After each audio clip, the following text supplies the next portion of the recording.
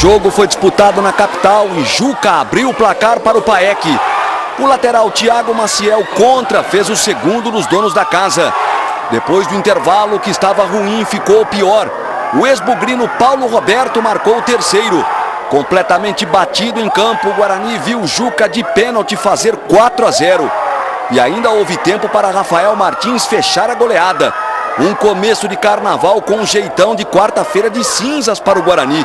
Paek 5-0 o resultado final.